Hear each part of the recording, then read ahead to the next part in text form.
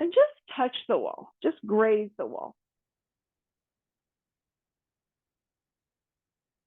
Okay, and keep the buttocks down. Vertical extension through the sternum, and do a few times in and out. So I'm positioning just the bottom tip of my shoulder blades on that backrest of the chair. Yeah. And let your head move with the movement of the spine. Yeah, and a few times in and out. You can stay and take a couple breaths there, but we're not going to hold right now. That's it. Yeah, and just let the fingertips graze the chair and then come in and out.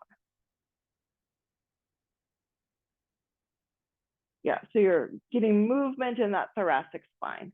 Good. Yeah. Okay.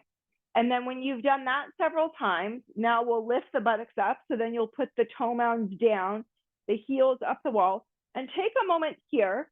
So notice how I'm taking a moment to hook my elbows on the chair, and then draw the side ribs up, draw that thoracic spine in, and then lift the buttocks, head back, straighten the elbows, and then you can walk the hands down the wall any amount. So use that chair, take your time to come in, use that chair to hook the thoracic spine, and then draw the bottom buttocks in, draw the tailbone in, take the arms over, straight arms, so you can start with the hands parallel to the shoulders, and then as you're able with straight arms, you walk down the wall. Okay, and do a few rounds. I'm watching, that's it, Sherry. So then as this comes, and that's it, Huda, you can start to walk the hands down the wall. See that the elbows don't splay out, so keep the triceps moving from outside in. Buttocks in, tailbone in, bottom buttock in and up, tailbone in and up, that's it. And then walk down. Good, shins up, knees toward the shoulders, and don't overdo the head. Let your head go along for the ride. Don't tighten the back of your neck. Okay, and then when you've done a few of those, yeah, any questions, comments?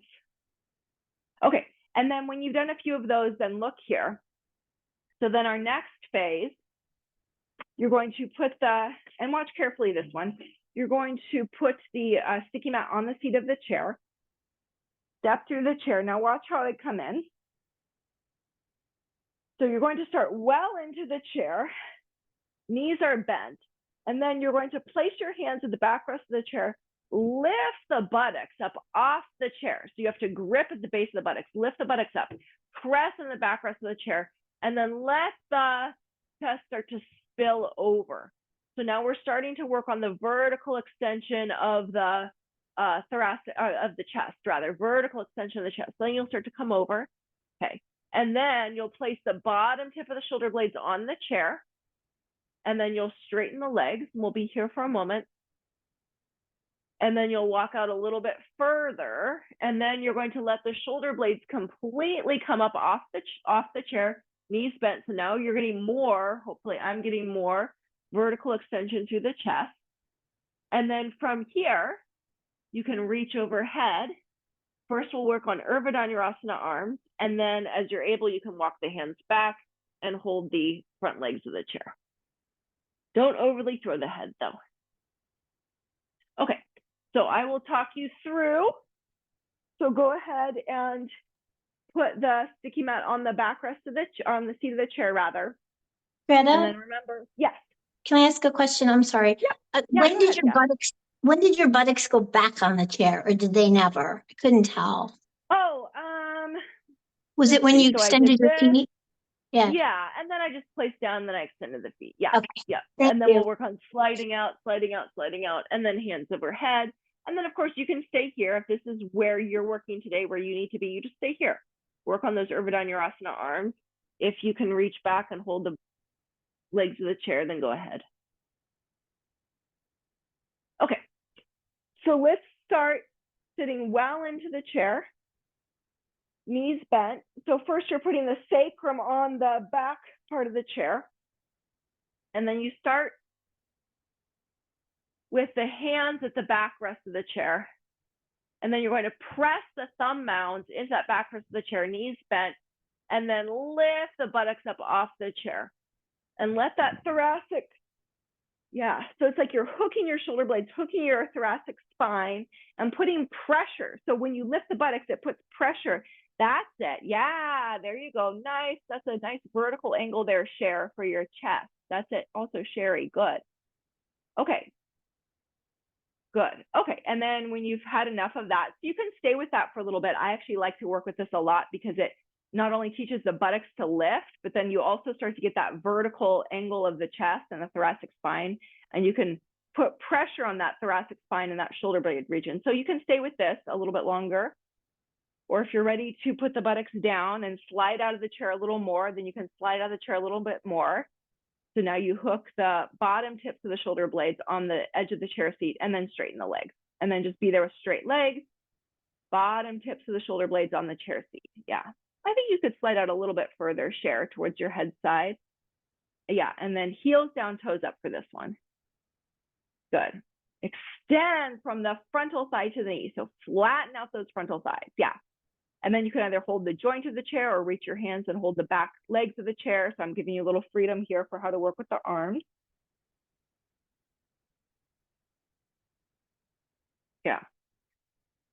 Yeah, and also, Jan, that's a good vertical angle with the chest there. Okay, now go ahead and, I didn't show this, but let's go ahead and do this. So keep reaching through the heels and then reach the arms overhead now, palms up.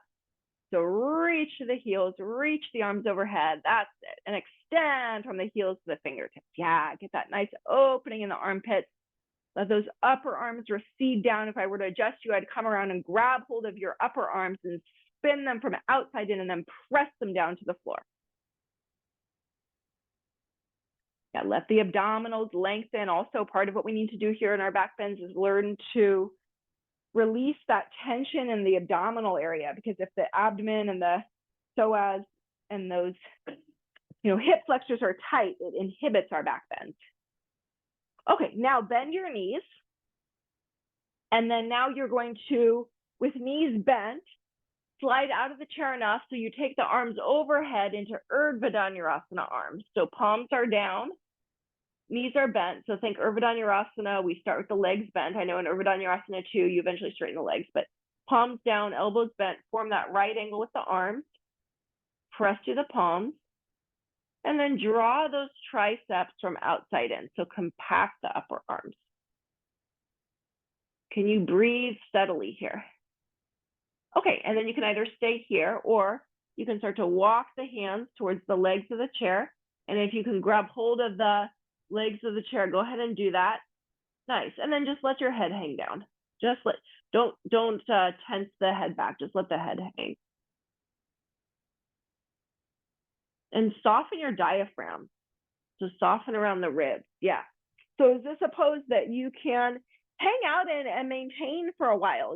That's ultimately what we do want in our back bends, is for them to not be just touch and go, but to be poses where we can kind of be there for a little while and sustain. Yeah, nice. Okay, so everybody found a way to grab the legs of the chair or take a little extender there, the belt, that works beautifully as well. Okay, good. And then come on up, come on out. Sit up, just be there for a moment. Okay, and then the next one, since we're all doing so well. So actually, I got this one from Firuza a couple years ago. So, we often will learn to push up into Urdhva Dhanurasana by using the chair, but why not learn to push up in Dwi Pada Viparita Dandasana using the chair? So just watch here. Best to have the chair on a sticky mat for this one. We'll work with the legs bent. Take your time coming in. Even you can repeat this. I love this. It's the buttocks up, pressing here, coiling that chest, upper back. Take your time to slide out, knees bent. Then you'll place the hands, Shirshasana, press the outer wrist, press the forearms, and then can you press into the feet, press into the forearms and outer wrist. I like to even lift my toes and then lift up in Dwi Pada from here. So lift up off the chair. How much do the shoulders have to lift? How much does the buttocks have to lift to do this? Press the outer wrist. And then carefully watch when you come out because you may shift on the chair. Okay, your turn. So I realize for some of you proportionally, if you're taller, you have an advantage here.